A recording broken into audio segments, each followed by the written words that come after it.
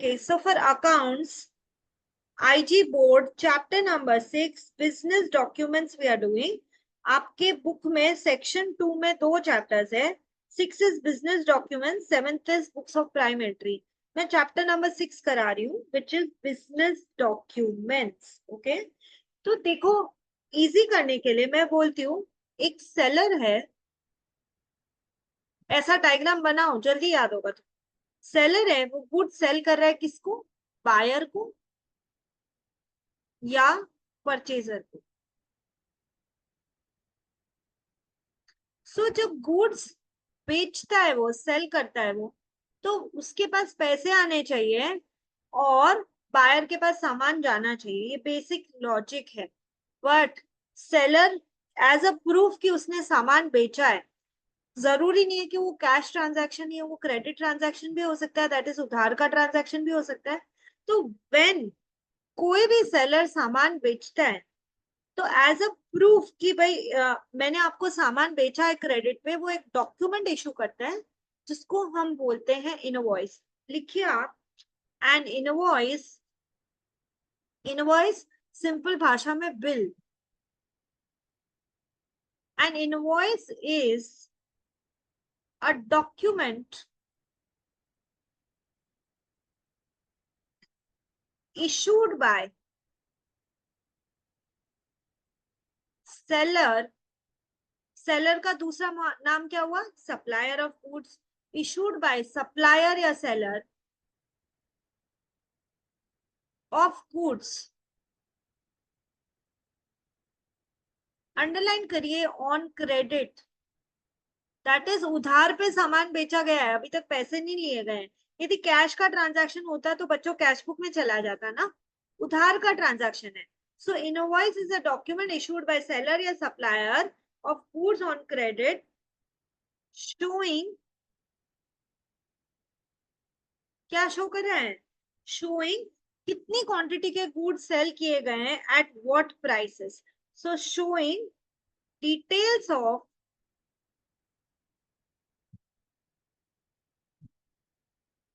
what quantity of goods are sold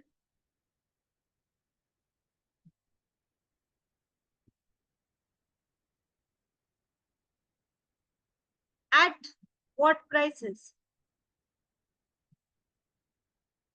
bill में हमेशा that is rate into quantity लिखते हैं ना, total amount. And please remember, trade discount को हमको लेस करना है यहाँ से, because trade discount is just applied on list price. List price पे लेस करके जो फाइनल अमाउंट है वो हमको लेके आना है. ट्रेड डिस्काउंट सिर्फ शो करेंगे लेस करके, कि हम दिखा देंगे ट्रेड डिस्काउंट लेस हुआ है और उसके बाद उसको बुक्स में फाइनल अमाउंट पे लेके आएंगे. सो आप प्लीज लिखें कि ट्रेड डिस्काउंट क्या होता है. ये बॉक्स में एक बार डाल लें, trade discount.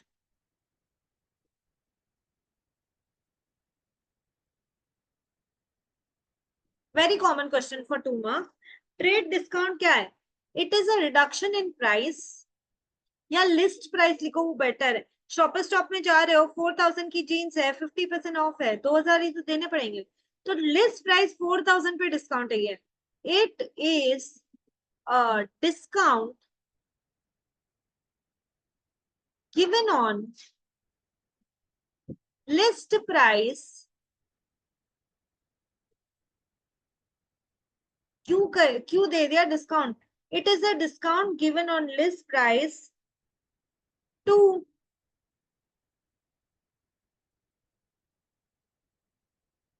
attract customers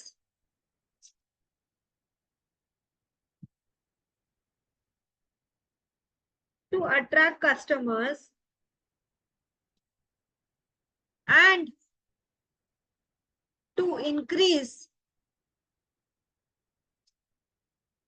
quantity of sales.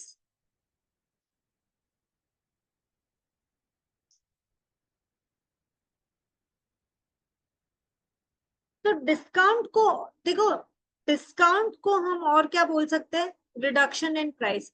तो it is a discount given on list price to attract customers and to increase quantity of sales. तो डिस्काउंट के लिए तुम ब्रैकेट में, क्योंकि क्वेश्चन में वर्ड डिस्काउंट यूज किया है, तो तुम ब्रैकेट में लिखो डिस्काउंट के लिए रिडक्शन इन प्राइस लिखो। डिस्काउंट के लिए ब्रैकेट में लिखो reduction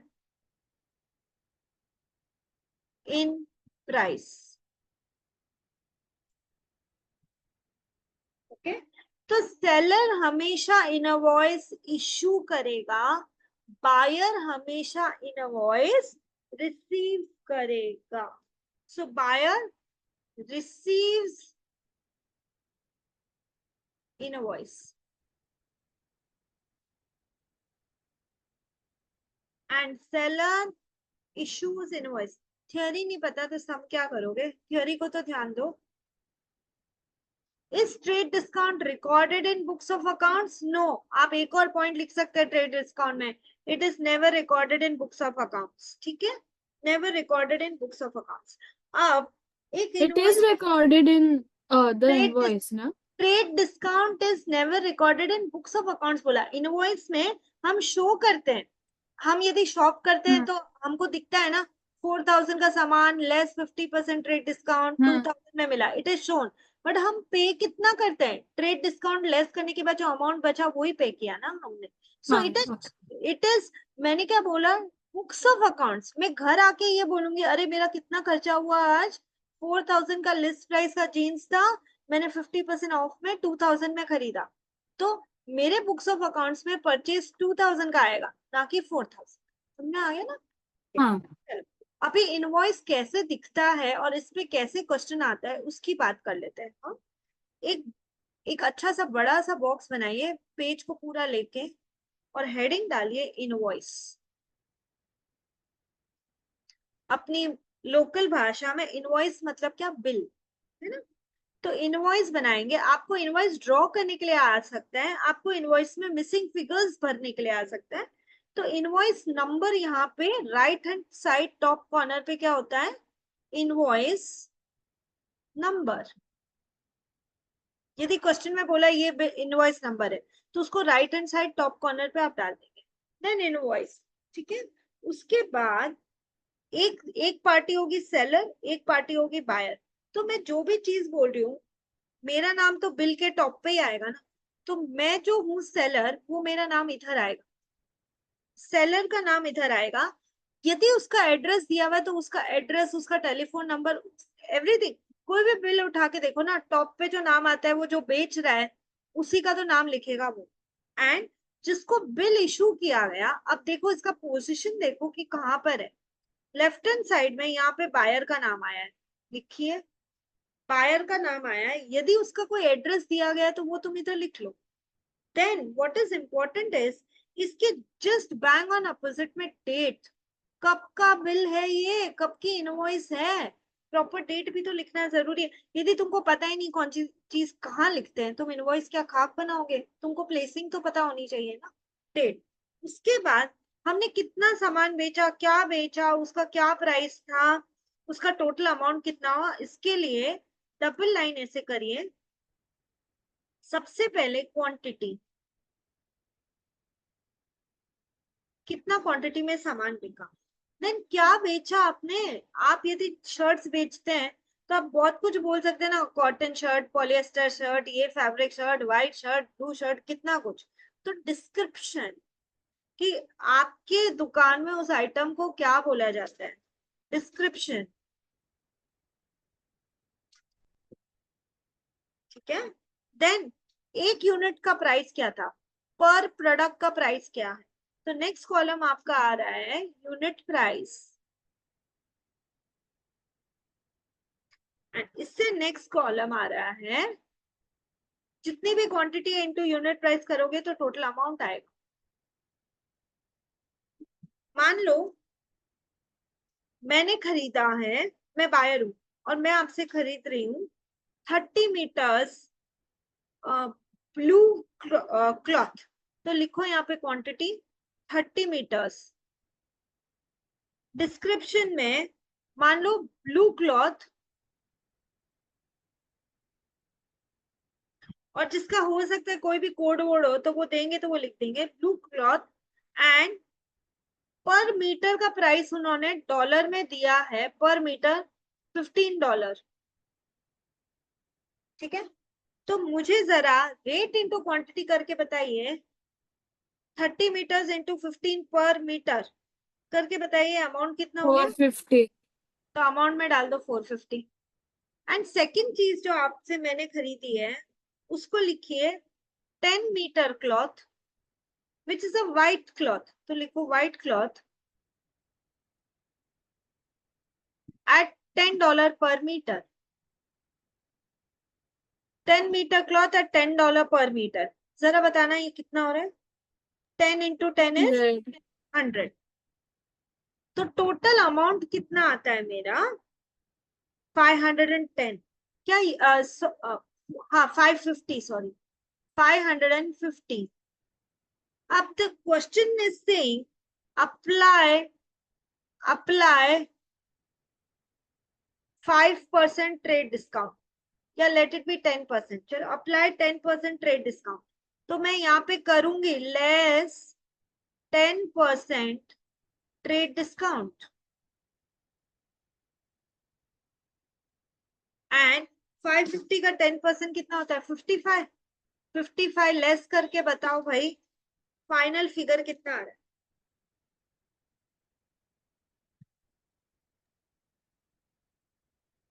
495। 495। 495 is your final figure. मतलब सेलर को बायर से इस ट्रांजैक्शन के नाम पे 495 लेना है। ये उधार का ट्रांजैक्शन है, क्रेडिट का ट्रांजैक्शन है। सेलर का नाम ऊपर आ रहा है, बायर का नाम किधर आ रहा है, लेफ्ट में कॉर्नर में नीचे, और डेट आ रहा है, क्या क्या खरीदा ये इस तरह से दिख रहा है।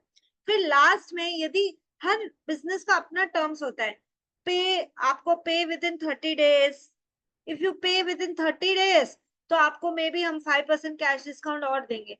तो जो बिल में डिस्काउंट था वो ट्रेड डिस्काउंट लिखा गया है लेस करके अमाउंट। यदि विद इन अ स्टूपुलेटेड टाइम आपने पैसा वापस दे दिया है, मतलब पैसा दे दिया है उसका 495 with in 30 days for example मैं बोल रही हूँ, तो will give you 5% cash discount. यदि कोई टर्म्स है तो ये टोटल के नीचे टर्म्स आ जाएगी। And this is how a bill is made. ठीक है, तो एक छोटा सा पास पेपर का मैं क्वेश्चन साथ में कर देती हूँ, ताकि इनवॉइस से रिलेटेड एग्जाम में कैसा क्वेश्चन आता है आपको समझ में आए।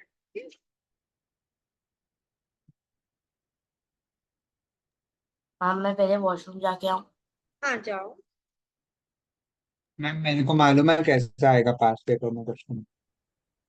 ओके तो आप करो, मैंने आपको क्वेश्चन दिए थे ना बेटा, करो। ओके, नेक्स्ट है। प्रिया मैम। 1 मिनट, हाँ।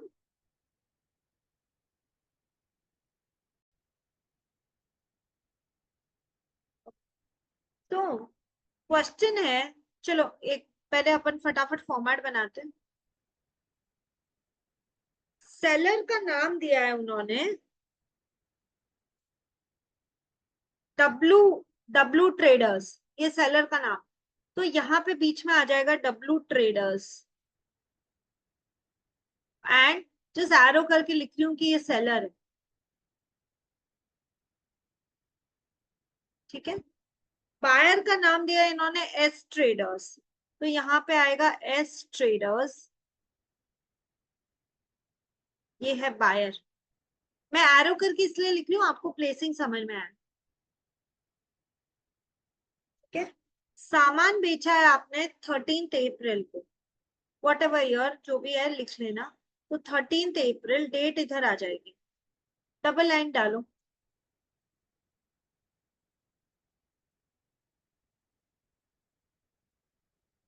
The question is saying you sold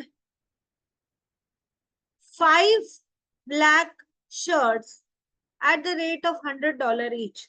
तो सबसे पहले मुझे ये लिखना पड़ेगा क्वांटिटी, डिस्क्रिप्शन,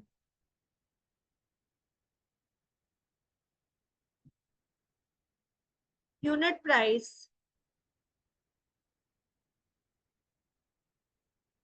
एंड अमाउंट। तो 5 ब्लैक शर्ट्स, तो क्वांटिटी में लिखेंगे 5, डिस्क्रिप्शन में ब्लैक शर्ट्स। यदि उसका कोई कोड नंबर क्वेश्चन देगा तो हम लिख लेंगे। Unit price $100 each. अमाउंट आप खुद सोचो क्या होगा, कितना लिखना है आप बता दो। 500. 500 लिख लेते। Next the question is telling you are selling 10 white shirts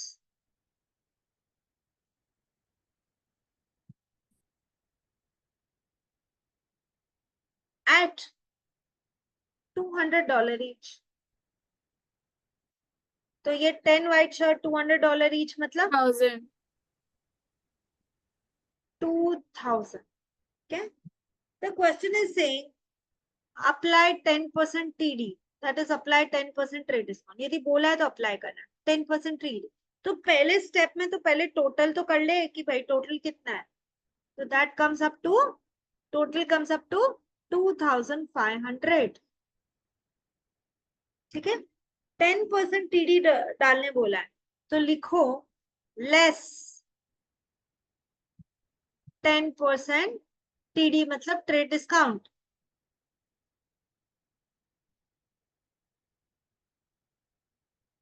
तो कितना ट्रेड डिस्काउंट हो गया 2500 का 10% 250।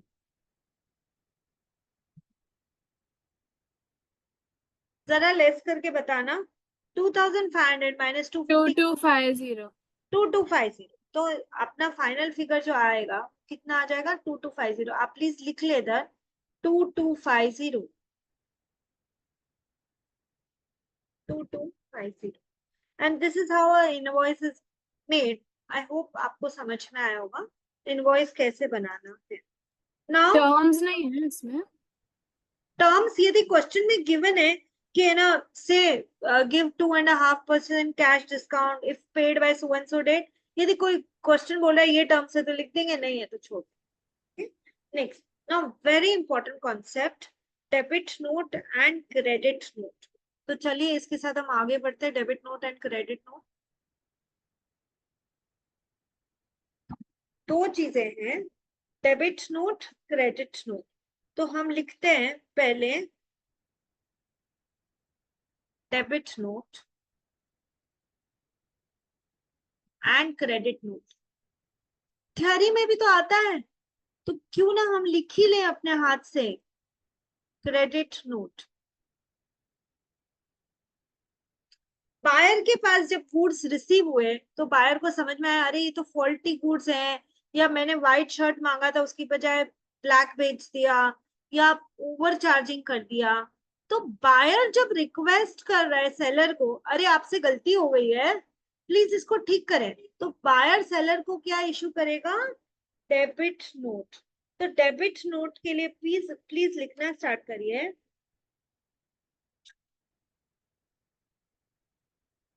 Debit note is a document, please लिखिए। Debit note is a document issued by buyer या परचेजर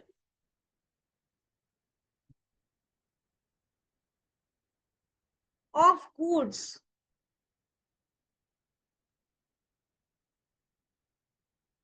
on credit, कैश देके नहीं खरीदा है उधार में खरीदा है, of goods on credit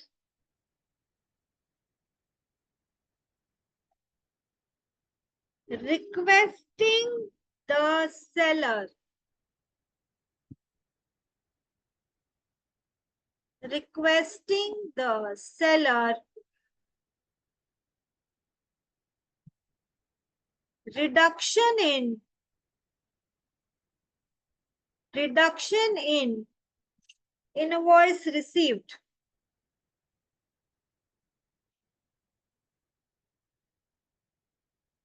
आपने जो इनवॉइस भेजा था, आपने जो बिल भेजा था उसमें हो सकता है कुछ गलती है, आपने ओवर चार्ज कर दिया है, आपने कोई कैलकुलेशन मिस्टेक कर दी, कोई भी रीजन हो सकता है, बट उसके कारण आपने प्राइस ज्यादा लगा दी है या गलत सामान बेच दिया। तो आप अब अपनी गलती मानिए, रिडक्शन करिए इन इनवॉइस रिसीव्ड। ठीक है, तो डेबिट नोट हमेशा इशू कौन करेगा? एक नंबर का क्वेश्चन आ सकता है, डेबिट नोट इशू करेगा मेरे बच्चों buyer. Buyer will issue a debit. Now credit note क्या होता है? जब सेलर अपनी गलती मान ले, अरे भाई गलती, वो इंसान है ना यार, गलती हो सकती है, एंड बहुत रिस्पेक्टफुली बायर को बोल दे मेरी गलती हो गई है, मैं मान रहा हूं, एंड मैं रिडक्शन कर दूंगा जो इनवॉइस पहले आप इशू की गई थी। तो लिखिए, credit note is a document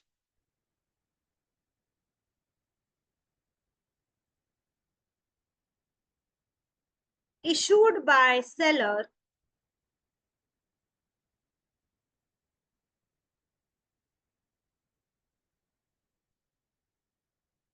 of goods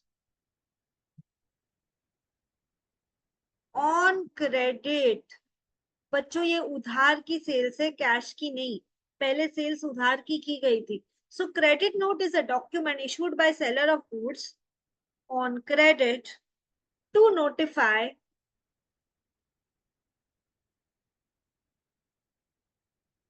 reduction in an invoice previously issued। पहले जो बिल इशू किया था अब उसमें रिडक्शन हो रहा है। Reduction in an invoice previously issued. जो तरीका याद करने का आपको सिखाया था बच्चों, प्लीज एक बार ध्यान देंगे, एग्जाम में अपने से गलती नहीं होगी, आखिरकार हड़बड़ी में ही तो गलती होती है, नहीं करना है ना। क्रेडिट नोट, क्रेडिट नोट का सी बना, क्रेडिट नोट का सी बना। क्रेडिट नोट कौन इशू करता है? सी को घुमा और एस बना। Credit note is issued by supplier. दिमाग में उतारना, कुछ चीज बोल रही हूँ। C for credit note issued by S for supplier. Image बनाना, एक फोटोग्राफिक इमेज बना दिमाग में। एंड वही चीज यदि मैं बोल दूं डेबिट नोट, अरे डेबिट नोट का डी लिखना दिमाग में तेरे, D for debit note issued by, कौन इशू कर रहा है? P for purchaser. वापस बोल रही हूँ, डेबिट नोट डी लिख, इशूड बाय बना इसको P, purchaser. Credit note issued by seller, debit note issued by buyer या परचेजर। तो तेरे को डेबिट नोट का डी लिख, यदि तेरे मन में परचेजर आ रहा है इसको पी बना दे, यदि तेरे मन में बायर आ रहा है इसको बी बना दे, क्या प्रॉब्लम है? तो ये हुआ credit note and debit note. Next is statement of account. Next is statement of account. Heading डालिए, होता क्या है वो ही नहीं पता तो बनाओगे क्या यार? क्या डॉक्यूमेंट्स होते हैं वो तो पता होने चाहिए ना। लिखो नेक्स्ट, स्टेटमेंट ऑफ अकाउंट।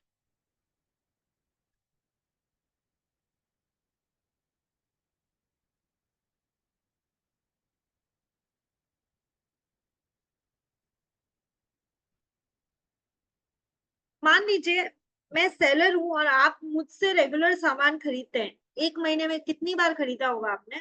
तो पूरे महीने में आपने मुझसे कितना सामान, कब, कौन सी डेट पे, कितने प्राइस का खरीदा, और यदि कोई रिटर्न्स हुए तो होके नेट मुझे आपसे कितना लेना है, पूरे मंथ का आपका और मेरा हिसाब स्टेटमेंट ऑफ अकाउंट बनता है। स्टेटमेंट ऑफ अकाउंट लिखिए, it is a document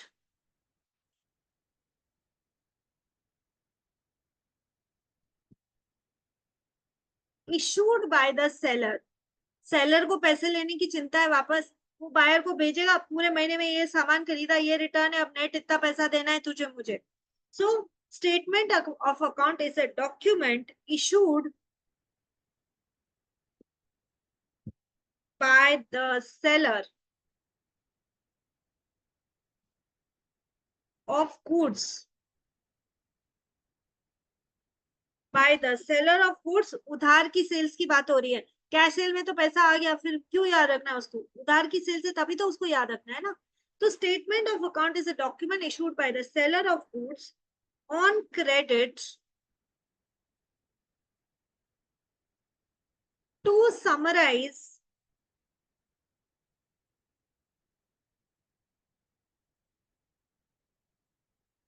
the transactions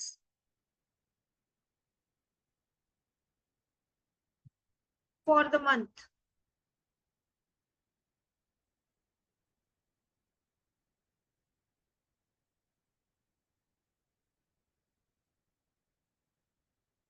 तो स्टेटमेंट ऑफ अकाउंट में ये सब आइटम आ जाएगा बेटा कि इस डेट को मैंने आपको इतना सेल किया था, आपने इतना, यदि कोई सेल्स रिटर्न भेजा तो वो सेल्स रिटर्न का भी आ जाएगा अमाउंट, एंड लेस करके आपको मुझे महीने के एंड में इतना पैसा देना बाकी है, आपको रिमाइंडर है, I am saying sending you your statement of. तो इसका फॉर्मेट कैसे होगा देखिए, हेडिंग डालिए स्टेटमेंट ऑफ अकाउंट,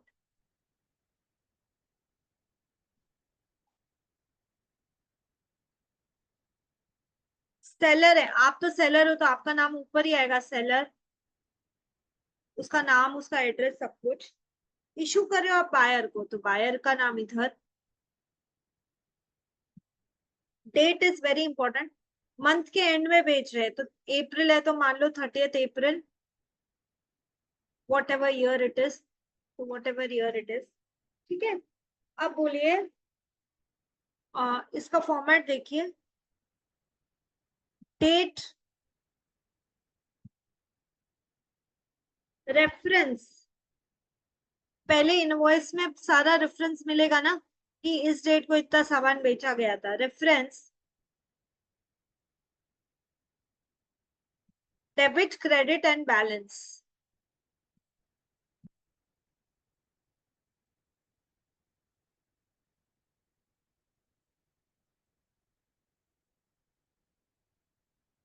मान लीजिए 3rd अप्रैल को कुछ सामान बेचा गया था, जो कि ऑब्वियसली लास्ट बिल से मुझे पता चल जाएगा, तो मैं रेफरेंस दूंगी इनवॉइस नंबर सो एंड सो। ये बिल में, फॉर एग्जाम्पल मैंने आपको $500 का सामान बेचा, जस्ट एन एग्जाम्पल, बट $500 का सामान बेचा था, उसमें से कुछ $100 का आपने रिटर्न कर दिया, तो वो 9th अप्रैल को यदि रिटर्न किया है तो यहाँ पे लिखेंगे 9th अप्रैल, ठीक है। सो बायर तो इशू करता है डेबिट नोट और सेलर अपनी गलती मान ले तो वो सेल्स रिटर्न ले रहा है, तो वो जो अपनी गलती मान के रिटर्न ले रहा है वो तो क्रेडिट नोट से होगा ना। सेलर अभी सिखाया एस फॉर सेलर, है ना, सी से उल्टा करो एस बनाओ तो क्रेडिट नोट होता है। तो यदि रिटर्न आ रहा है तो तुमको क्या लिखना है, credit note number, and bracket में खुद की अंडरस्टैंडिंग के लिए लिख ले कि ये सेल्स रिटर्न था। $50 का मान लो सेल्स रिटर्न हुआ तो वो क्रेडिट में आ जाएगा, ठीक है। सो अभी 500, मेरा जो बैलेंस है 500, तो 3 तारीख को 3rd अप्रैल को मुझे 500 अगली पार्टी से लेना था, मैं सेलर हूँ, तो मेरा बैलेंस 500 का चल रहा है। पर जैसे 9th अप्रैल को उसने सेल्स रिटर्न कर दिया $50 का, तो 500 माइनस 50, अब मुझे कितना लेना है, 450। तो हर पार्टी को मंथ के एंड में ये चले जाना चाहिए कि भाई आपसे मुझे इतना पैसा लेना बाकी और मैं भूली नहीं हूँ, मेरा पैसा टाइमली लौटा दो मुझे, ठीक है ना। आप सामान ले चुके हो, ये $450 हर मंथ के एंड में as a reminder statement of account party को पहुंच जाना चाहिए। Next, next is a cheque. Children cheque आप सबने देखा ही होगा कि चेक कैसा दिखता है। सो मैं आपको ये बता देती हूँ कि अब जैसे डेबिट नोट और क्रेडिट नोट आपने समझा, तो चेक के लिए आप सिर्फ लिख लो क्या होता है। बैंक को हम ऑर्डर करते हैं, जस्ट गिविंग इंस्ट्रक्शन टू पे सो एंड सो पार्टी, तो चेक होता क्या, उसके लिए आप लिखिए check.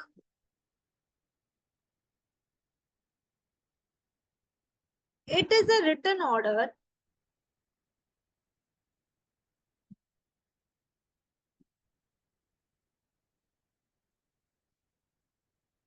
to a bank.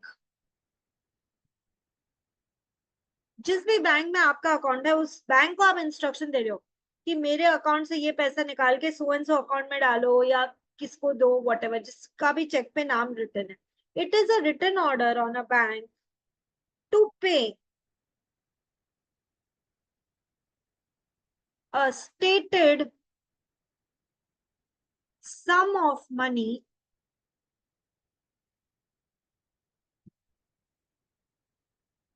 to a person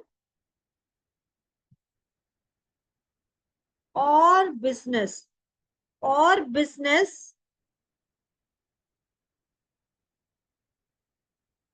named on the order.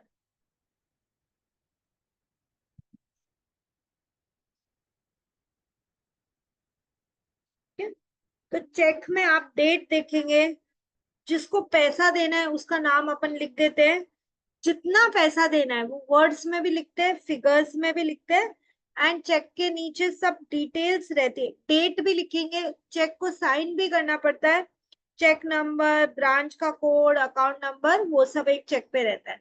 And अच्छे से समझने के लिए हर एक किसी के घर में चेक बुक होगी, उठा के देखो कि एक चेक की स्लिप कैसे दिखती. अच्छा, अब मैं सेलर थी, मेरे को पैसे अगले बायर ने दे दिया है, तो एज अ प्रूफ कि मुझे पैसा मिल चुका है, मैं उसको रिसीट दूंगी. क्या दूंगी? रिसीट दूंगी. तो नेक्स्ट जो चीज है वो है रिसीट. मतलब I am acknowledging your payment कि हाँ आपने पैसा दे दिया. तो नेक्स्ट लिखो receipt. It is a written acknowledgement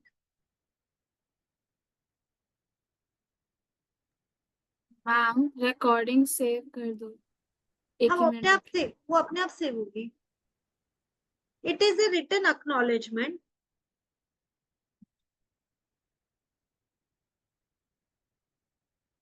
of money received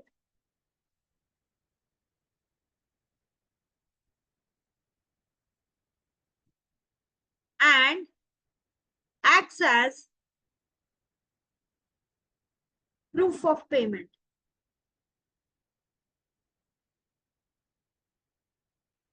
हाँ भाई, आपने पैसे दिए थे, मुझे मिल गए, मैं आपको एज अ प्रूफ रिसीट दे रही हूँ. ठीक है. It acts as proof of payment. Prasham, मुझे ही होस्ट रख, मेरे इस पे वो रिकॉर्डिंग चाहिए मुझे.